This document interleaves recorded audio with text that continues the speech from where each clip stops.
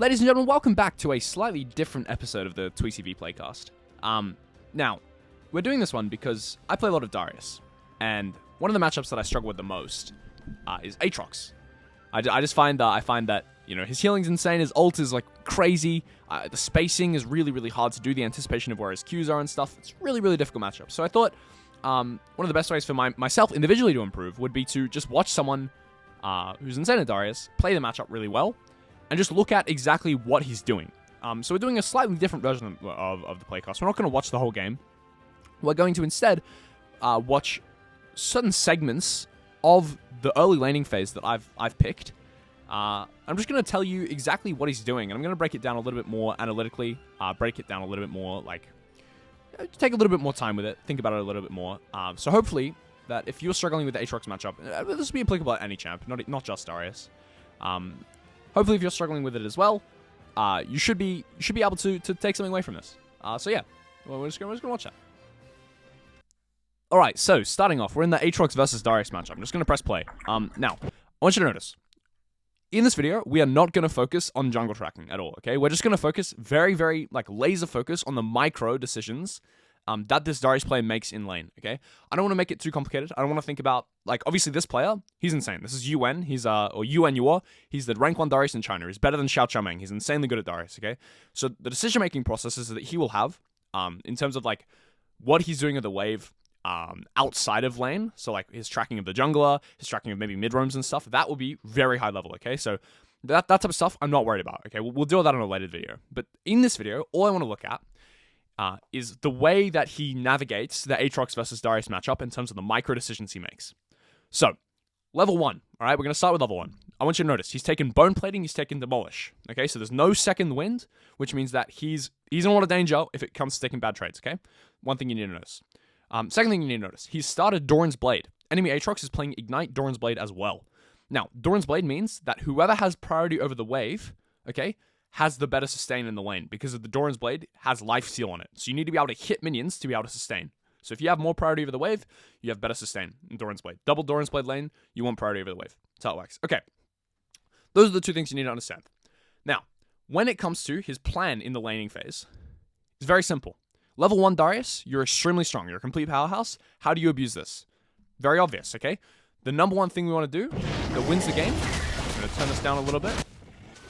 If we can get an XP advantage over our opponents, okay, we win. Now, little pop quiz, you might not know this. When do the first 3 melee minions in top lane die if they're left unchecked, okay? If no one last hits them, the first 3 melee minions in top lane will die by themselves at 1 minute 55 seconds, right? Very important. So what we want to be able to do is we want to make sure that Aatrox cannot be anywhere near the minions at 1 minute 55 seconds.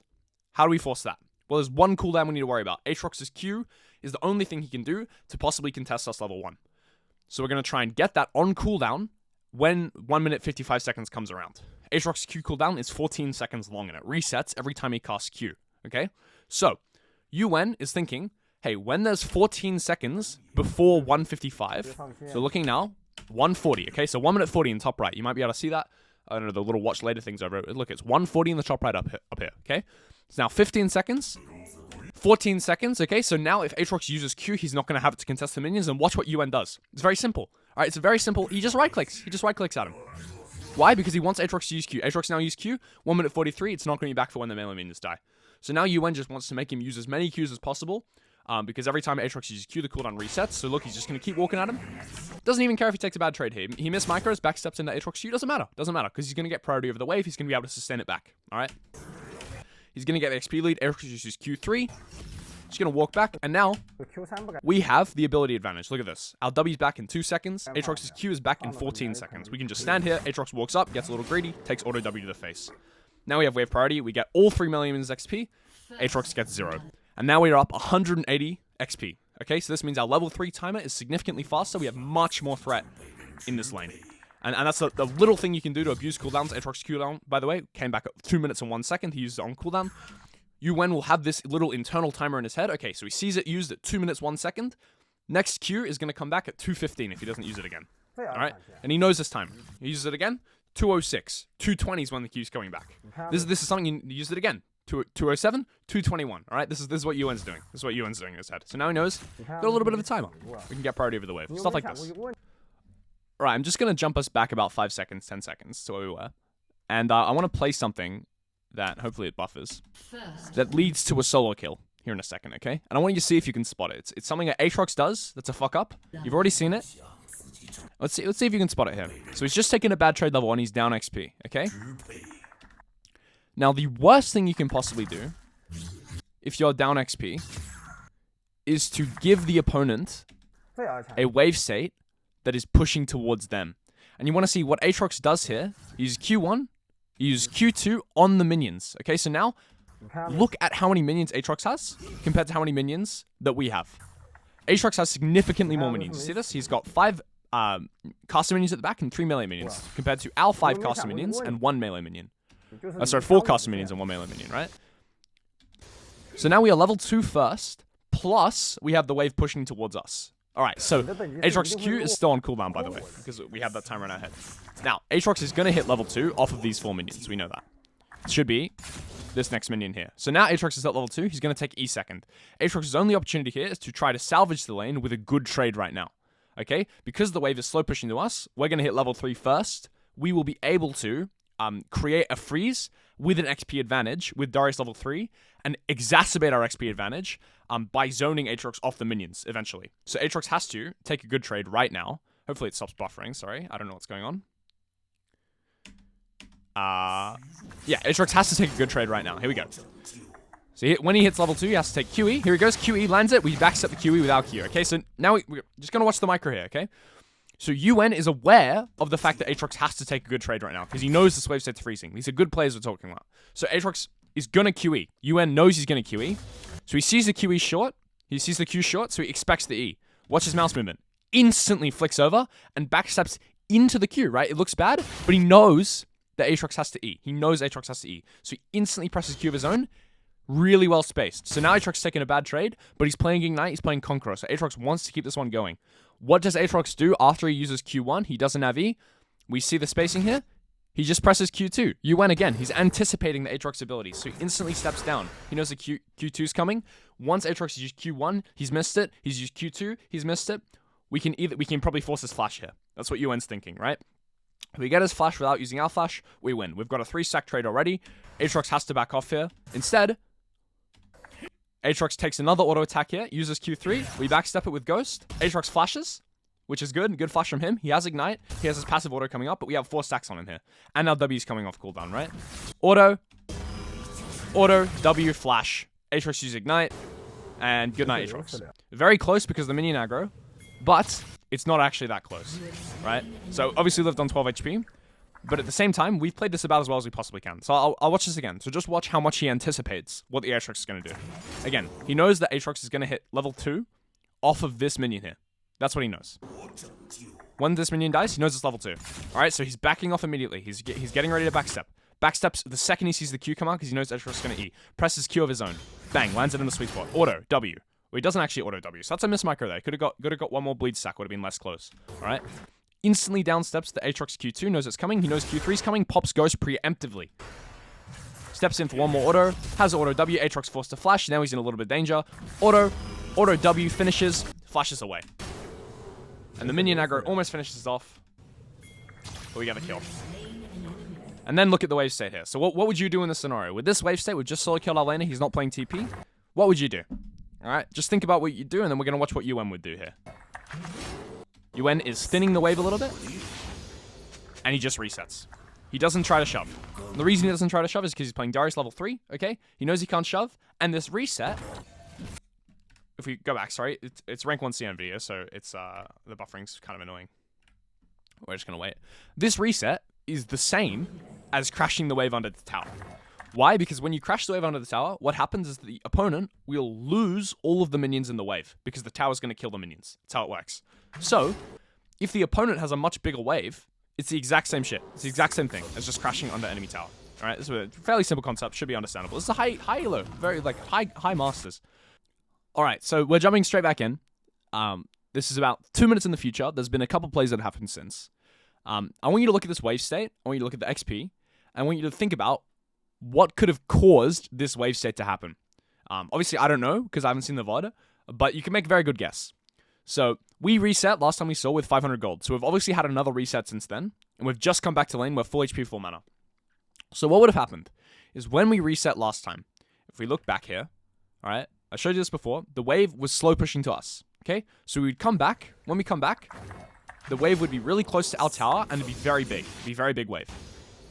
So we're going to reset here. We're going to come back. We're going to catch this wave, and then we would shove it. We would build another slow push of our own, and we'd crash it into enemy tower, all right? We'd build another slow push of our own, crash it into enemy tower, get a reset, okay? And then as we're coming back to lane, the enemy wave would slow push back towards us. This is what's happening here. There's nothing Aatrox can do about it, and it's just because we have so much priority over the wave, we can do whatever the fuck we want with it. And in this case, what UN wanted to do was reset, come back, slow push a wave, crash it, get another reset, come back, and now look at the item advantage. Aatrox has Doran's Blade and 2 pots. Meanwhile, we have Boots, Longsword, Refillables, and Ruby Crystal, right? So Aatrox just can't play here. So now let's think about here. So we're just going to watch. Just going to watch a little bit. What can Darius do in this scenario? Look at the wave. Very big minion wave, right? Take a look at the minimap. Take a look at where Graves is, okay? That's important to know. Graves is just pinged. He's just pinged top, all right?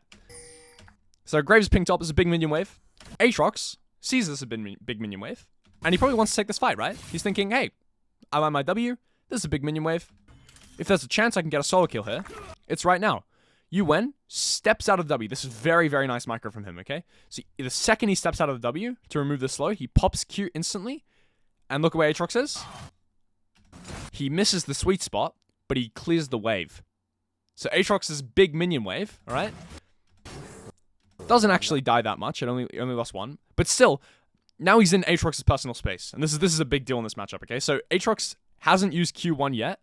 And look at where UN is standing. So pressing Q in this scenario, watch how awkward this is for Aatrox, okay? UN's just getting free auto attacks, going auto attack for auto attacks bad. Look at this Q. It's impossible to land, right? Because UN's just in his personal space. He's in the wave. He misses the Q that Aatrox takes an auto attack for free. The minions are just wailing on UN here. So the trade's not even that good so far. Second Q lands. Okay, so now Aatrox Q3 is coming. UN has E and Q. Look where Graves is. So the Aatrox gets greedy because of the wave state. He looks for a good trade, but he doesn't understand that Darius can just get in his personal space. Q3 comes out. We still have EQ. We're actually just going to get hit by the Q3 because we don't care because Graves is here. We have E. EQ guarantees the Q lands. We heal. Let Graves finish off the kill because we're a good friend, but actually our bleed gets it. And we're just going to crash this wave in. Now we're going to crash this wave because it gives us actually a better reset timing because we're not going to miss any minions of our own. Okay, so ideal is always to crash the wave, but if you can't do it, then you want to reset with a wave slow push into you. And again, like this whole thing, watch how alpha you can play on Darius when you're up items like this, okay? This is not a well-played trade by any means, okay? The only thing that UN does well here, he misses his Q, okay, which is bad. The only thing he does well is get inside the Aatrox's personal space. He gets hit by the W, okay? He just walks in, misses the Q. Auto, doesn't have W available, all right? He just walks up, he's just hitting him. He's in Aatrox's personal space, nothing Aatrox can do. Aatrox has E still, he's going to save it for Q3 because Q3 does most damage. We get auto W, 5-stack trade. We've literally just done nothing except for auto attack and W this guy, and he's just dead. And the reason is because the item advantage, because our jungler's here, because Aatrox is greeting, because he knows that he's losing the matchup. He needs to make something happen. And this is how brutal top lane is, right? We don't even have to play trades well when we're ahead. Obviously, we'd like to. But in this matchup, if we just get in the personal space, we're playing Darius, it's really good. Alright, so now what I want to show you is an example of UN playing a trade very poorly and getting away with it. So, just because he's so far ahead. Alright, so Aatrox has 2 longswords. He's 24 CS, but he's level 6, okay? Aatrox is level 6 because of the most recent buffs is maybe the most fucked up thing in top lane, okay? It's up there with old Cassante All Out and current Warmogs with fucking Mundo, okay? It's disgusting. Aatrox's level 6 is insanely strong, okay? The self-heal is stupid. So, we have Ghost available. Our flash is up in 9 seconds.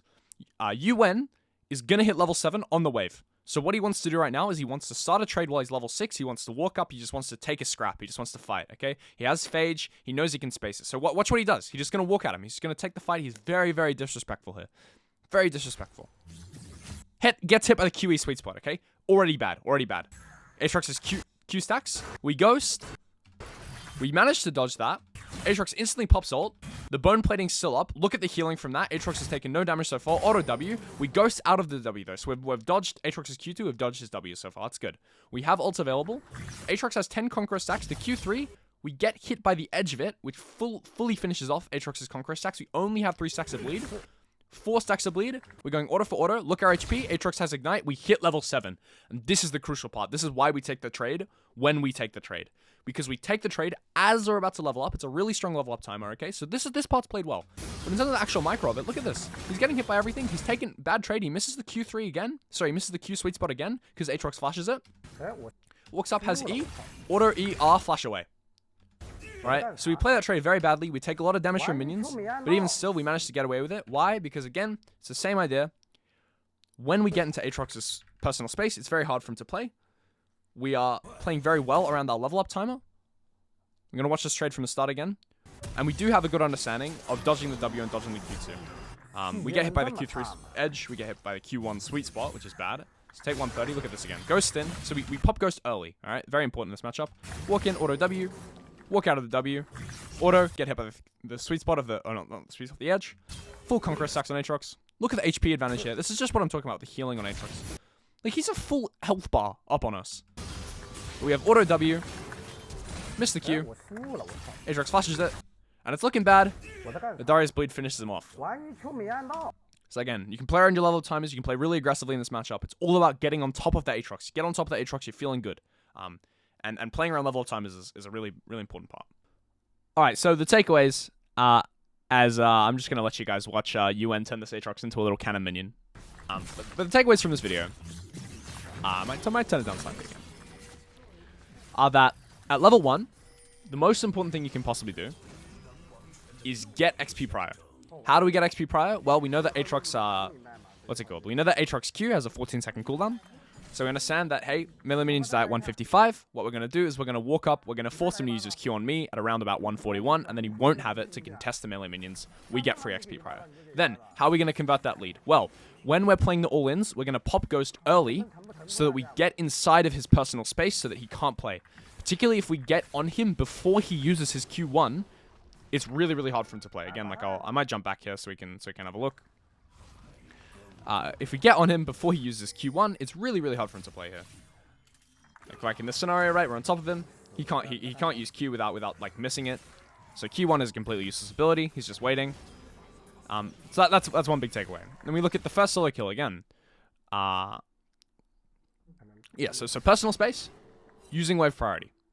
And then converting wave priority into solo kills comes from punishing people from greeting and anticipating. So we know that, again, in this one, Aatrox, we understand that he's going to hit level 2 off a minion. We know that he needs to use his advantage because the wave state's pushing towards us. He's fucked up with the wave state. So he's going to try and take a good trade. We're anticipating this. We're ready to jump on top of him. We're ready to take that fight at any time. So I'll let you watch it again. Backstep. Perfect anticipation. Anticipates that as well. Auto. Pops the ghost. Aatrox plays this really well. Has the flash and everything. We fucked up a little bit earlier. We missed an auto attack and stuff. But he still dies. Okay? So it's about anticipation. It's about using wave states. It's about forcing him off the melee minions. It's about getting in his personal space. This is the matchup, okay? And it's still really scary, as you saw. Like, you can still die at any time, particularly past level 6. There's another trade. Like, look at this. I'll let you watch this one, because he actually wins this. Like, look at his HP. But it's really scary. It's a very scary matchup. Like, you can look at the scenario. He's 3-0, right? But this can happen at any time. Aatrox is a really, really fucking punishing matchup. Just because the champ is insane. His ult is crazy. This guy's 3 long swords. He's able to run you down like this. But again, it's the same deal. Once he doesn't have his cooldowns, he's a little target dummy for you to slap. So it's just all about getting in space, making his cooldowns useless, or punishing him when you force them out. That's all about that. Yeah, and that's Aatrox matchup in about 20 minutes. Hope you enjoyed. Hope you took something away from this. I still really struggle with this matchup because the actual micro of being able to dodge the Qs is really fucking hard. You have to be a little psychopath. But again, it's all about anticipation, okay? So as long as you're thinking ahead, you'll be good. Yeah, GG's. Farewell. Bye-bye.